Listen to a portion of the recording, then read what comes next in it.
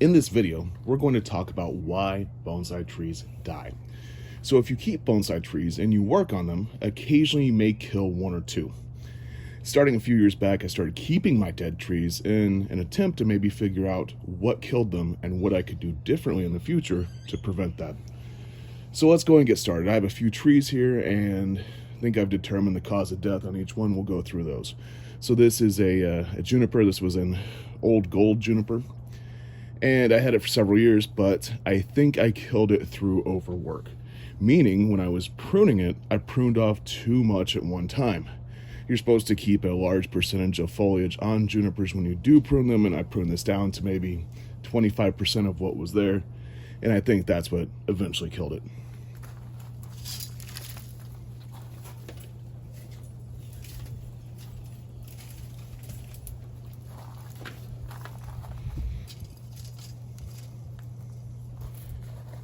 This is a corkbark elm. This one died from an aphid infection or infestation about 1.5 years ago. I was having aphids in my garden. You can see my other videos where I deal with that. And for a while, the corkbark elms were resistant. However, this one did end up getting an infestation of aphids, and that's what ended up killing it. The aphids sucked all the juices, all the sap, lost all of its leaves, and then just didn't regrow them, ended up dying.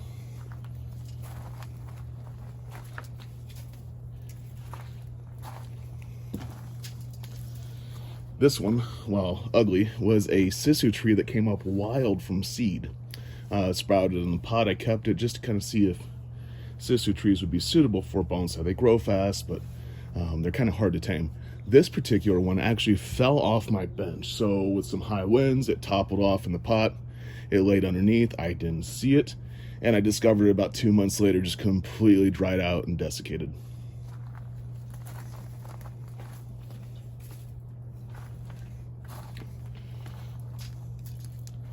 This is a small Italian stone pine. This one here, you can see I have a stake in the back.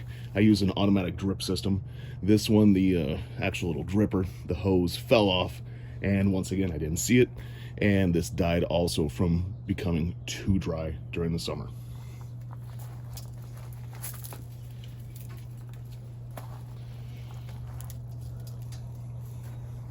This one is a manzanita. This is almost a forbidden fruit for me. As much as I've tried 3 or 4 times now with different manzanitas, different varieties, these are incredibly difficult to water. I think this one died from being overwatered. So they have a very specific water need. They need very little water, being a desert plant. And I think just based on how I water, my frequency, it always ends up being too much, to the point where this probably needs to be hand watered once a week or every 2 weeks, and that's just something I'm unable to provide.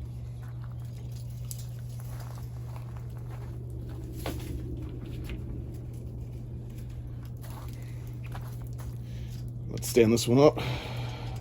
Doesn't have much of a root ball anymore. This is an Oregon maple, and I don't live in Oregon. This one is completely and totally out of zone. It's far too hot where I live, too hot, too dry.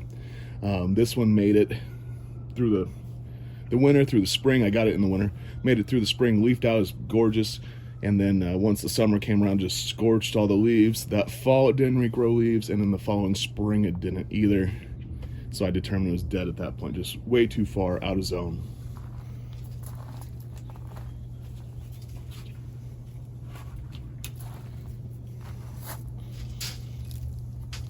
Here's a small garden juniper, very small, you can see, mame size.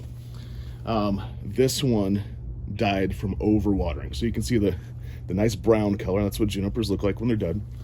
And mames are difficult to water. And I think my overcompensation of worrying about the small pot size caused me to overwater it.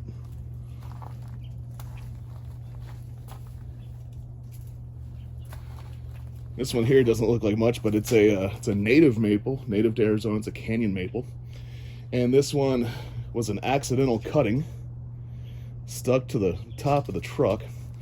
And when I got home from up in the mountains, I discovered it. I took it, I cleaned up the wound where it broke off, hit it with some rooting hormone, and I actually got to live for 2 years growing roots. There used to be a giant pad of roots that developed from the cutting right here. However, same story as some of the other plants. I was overcompensating, I think, with watering, worried that since it comes from a higher altitude, a colder environment, that it needed more water than what I give my other trees. And over the period of 2 years, I saw that root ball just diminish now to what's left here. This is where I yanked it out of the ground this past fall. So it's completely dead.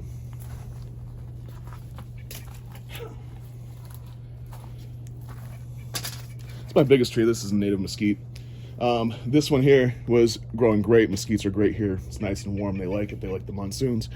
However, this one, when we're going on vacation, automatic watering system, the hose popped off. I think a bird got this one, popped the hose off. We were gone for 2 weeks. When I came back in 2 weeks, it looked like this.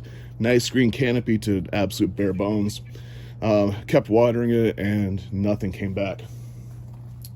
So that's the most important thing. When you have a tree that you think is dying, you shouldn't really do anything different. You should keep watering it the way you have been. You should keep taking care of it the way you have been. You really shouldn't do anything extra or anything less.